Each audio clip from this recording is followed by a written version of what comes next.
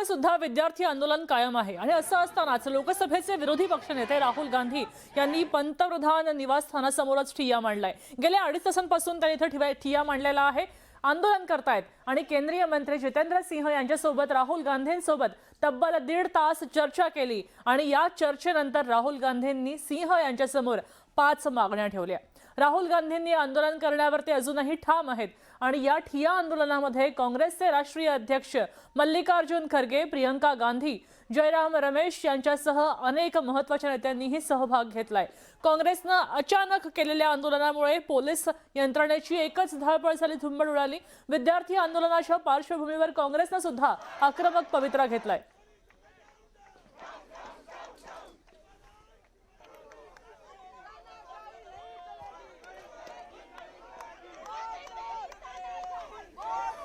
अपने सोबत अरुणिमा जोड़ल्या गेलेल्या आहेत थेट दिल्लीवरून। अरुणिमा जी, यहाँ पे हम देख सकते हैं कि राहुल गांधी ने यहाँ पे सहभाग लिया है और भी कौन से विपक्ष के नेता यहाँ पे मौजूद है, कैसी स्थिति अभी वहाँ पे है? ये प्रोटेस्ट कांग्रेस के नेताओं द्वारा ही किया जा रहा है। आप विजुअल्स में भी देख सकते हैं, प्रियंका गांधी वाड्रा, केसी वेणुगोपाल, केरलम के मुख्यमंत्री वो भी ज्वाइन किए हैं इस प्रोटेस्ट में। तो जबकि ऑपोजिशन साथ में नीट के इशू पे पार्लियामेंट के अंदर बात कर रहा था, लेकिन आज इस प्रोटेस्ट में कांग्रेस ने ही लीड लिया है। तो कांग्रेस की तरफ से राहुल गांधी ने ये मैसेज दिया है कि वो रात भर यहाँ रुकेंगे, जो भी स्टूडेंट्स के हित में सोच रहे हैं उनको आकर उनको ज्वाइन करना चाहिए। तो ये इस वक्त कांग्रेस का ही शो है। सारे जो नेता हैं कांग्रेस के, चाहे वो प्रियंका गांधी वाड्रा हो, केसी वेणुगोपाल हो, पवन खेड़ा हो, मल्लिकार्जुन खड़गे जो कांग्रेस के प्रेसिडेंट हैं, वो भी वहाँ खड़े हैं प्रोटेस्टर्स के साथ। बाकी जो दूसरे मेंबर्स ऑफ पार्लियामेंट हैं और वो सब वहां जुड़े हैं और साथ ही साथ अब कांग्रेस के कार्यकर्ता भी लगातार साथ लोक कल्याण मार्ग की तरफ बढ़ रहे हैं। धन्यवाद अरुणिमा जी। यहाँ पे हम देख सकते हैं, आपण इथे पाहू शकतोय की मोठ्या प्रमाणावर आता गर्दी जमलेली आहे। काँग्रेस अचानक आंदोलनामध्ये उतरल्यामुळे यंत्रणा सुद्धा बिथरलेली पाहायला मिळते।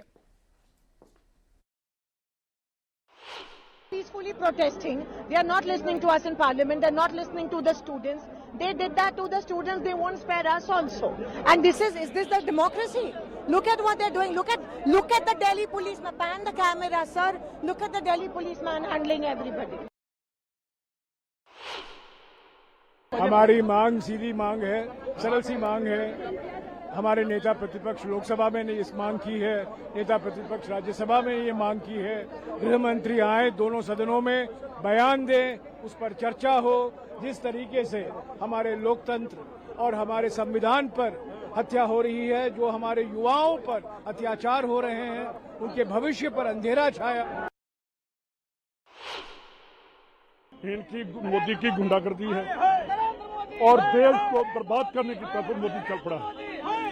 अगर बच्चों को नहीं हम संभाल सकते तो क्या करेंगे? ये पुलिस वालों को शर्म आनी चाहिए कि इनके भी बच्चे वहां टेस्ट दे रहे हैं। लोकसभा में खड़े रहे बात करने के लिए, बात करने नहीं दिया गया। किसी भी एमपी को बात करने नहीं दिया गया। उनके माइक स्विच ऑफ कर देते हैं। तो हम क्या करें? प्रधानमंत्री पार्लियामेंट आते नहीं है, वो सुनते नहीं है। तो ये सुनवाई होना पड़ेगा। जो हेड ऑफ द गवर्नमेंट कौन है? प्रधानमंत्री। तो इसीलिए विपक्ष के सारे एमपी उनके घर तक पहुंचे ताकि हमारी सुनवाई हो जाए। मोदींच्या निवासस्थानासमोर राहुल गांधींनी आता आंदोलन पुकारलेलं आहे। दुपारी जवळपास 3:30 वाजता त्यांनी इथं आंदोलन पुकारलं, ते या ठिकाणी उपस्थित झाले आणि ठिय्या आंदोलनाला सुरुवात झाली। त्यानंतर अर्ध्या तासांनी 4 वाजता काँग्रेस नेते सुद्धा इथं आले आणि प्रतिकात्मक त्यांनी बेड्या घातल्या आणि बेड्या आंदोलन केलेलं आहे। दुपारी 4:15 वाजता काँग्रेस कार्यकर्त्यांची धरपकड झाली आणि दुपारी 4:35 बरोबर 20 मिनिटांनी केंद्रीय मंत्री जितेंद्र सिंह राहुल गांधींच्या भेटीला आले। संध्याकाळी 5 वाजता जितेंद्र सिंह यांच्यासोबत 1.5 तास राहुल गांधींची चर्चा झाली आणि राहुल गांधी ठिय्या आंदोलनावर अजूनही ठाम आहेत।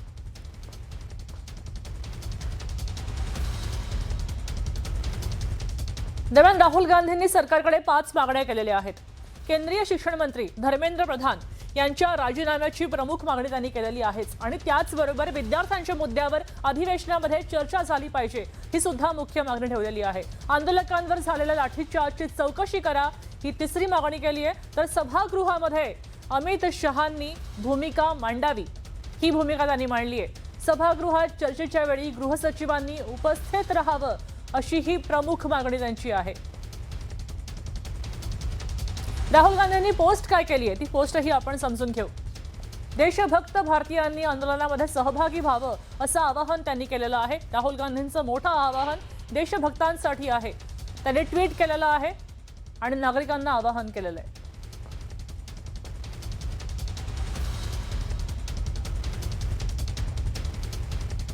राजधानीमध्ये काल विद्यार्थ्यांवर हल्ला झाला, लाठीचार्ज झाला आणि त्याचे पडसाद आज मोठ्या प्रमाणामध्ये राजकीय वर्तुळामध्ये उमटले. राजकीय नेत्यांनी दिल्लीमध्ये जाऊन लाठीचार्ज केलेल्या विद्यार्थ्यांची भेट घेतली. सकाळी सगळ्यात पहिले शिवसेना उबाठा पक्षाचे खासदार संजय राऊत, अनिल देसाई आणि अरविंद सावंत यांनी विद्यार्थ्यांची विचारपूस केली आणि या अमानुष मारहाणीचा त्यांनी तीव्र शब्दात निषेध केला. त्यानंतर जंतर मंतरवर राष्ट्रवादी शरद पवार पक्षाच्या खासदारांनी सुद्धा दिपकेंसह विद्यार्थ्यांची भेट घेतली. शरद पवारांनी स्वतः या विद्यार्थ्यांची विचारपूस केली तर अरविंद केजरीवाल यांनी सुद्धा जंतर मंतरवर जात आंदोलनाला पाठिंबा दिलाय. तर मनसे प्रमुख राज ठाकरे यांनी सुद्धा सोशल मीडियावर एक पोस्ट केली आहे आणि ती पोस्ट शेअर करताना केंद्र सरकार आणि पंतप्रधान मोदी यांना धारेवर धरलंय. पाहूयात आपण राज ठाकरेंनी काय पोस्ट केली आहे. सरकारनं सोनम वांगचुक यांना ज्या पद्धतीनं फरफटत नेलं त्यावरनं सरकारला त्यांची काळजी नव्हती हे नक्की. त्यानंतर काही आंदोलकांवर केलेला बेफाम लाठीचार्ज हे पाहून आता सरकारचं मानसिक रुग्ण झालंय आणि त्यांनाच रुग्णालयात भरती करायची गरज आहे असं दिसतं. मुळात धर्मेंद्र प्रधान कोण लागून गेले की ज्यांचा राजीनामा घेणं हे सरकारला स्वतःचं अपयश वाटतंय. माझी पंतप्रधान नरेंद्र मोदींना विनंती आहे ती परीक्षा पे चर्चा इत्यादी करताना मग आता विद्यार्थ्यांची चर्चा करा. त्यांच्या मागण्या रास्त आहेत. धर्मेंद्र प्रधान आणि सरकारचा इगो यापेक्षा या देशामध्ये विद्यार्थ्यांचा आक्रोश महत्त्वाचा आहे. महाराष्ट्र नवनिर्माण सेनेचा या आंदोलनाला या मागण्यांना पाठिंबा आधीपासून होता आणि यापुढेही राहील. आंदोलनं चिरडण्यात कोणताही पुरुषार्थ नसतो तर आंदोलन होऊ न देण्यात आणि झालंच तर सामंजस्यानं सोडवण्यात खरा मोठेपणा असतो. मोठेपणा हा सर्वोच्च व्यवस्थेनं दाखवायचा असतो. हे भान अजून सुटलेला नाही हे दाखवण्याची संधी गमावू नये अशा प्रकारची पोस्ट राज ठाकरेंनी केली.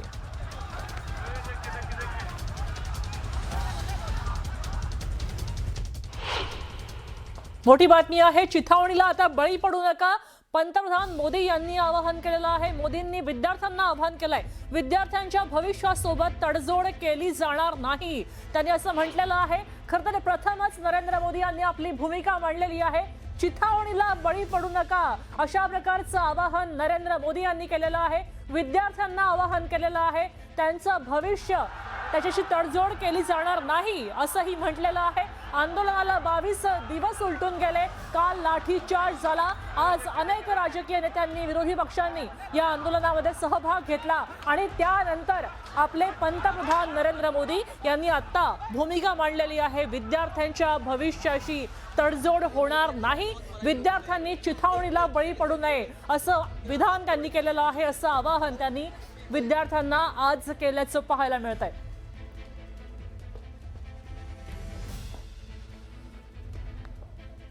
कालचा दिवस हा भारताच्या लोकशाहीच्या इतिहासातला सगळ्यात काळा दिवस होता अशी जळजळीत टीका केली आहे मनसेचे नेते अमित ठाकरे यांनी. सोमवारी दिल्लीमध्ये विद्यार्थी आंदोलकांवर पोलिसांनी लाठीचार्ज केला आणि याविषयी पत्रकार परिषद घेत अमित ठाकरेंनी सत्ताधाऱ्यांवर टीकाही केली आहे. आपल्या देशाच्या राजकारणातला सगळ्यात काळा दिवस आहे. डार्केस्ट डे आहे आपला. त्या दिवशी पण बोललो. मला माहिती आहे तुम्हाला पण कुठेतरी वाटतंय आपल्या डोक्यात की हे आपलं लोकशाही कुठेतरी आपली हलते आहे.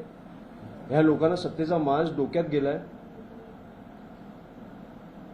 आणि असा माज काय हे मला कळत नाहीये. कारण शेवटी 29ला आमच्या हातात असणार आहे तुम्हाला बसवायची तिकडे ताकद की नसणार आहे.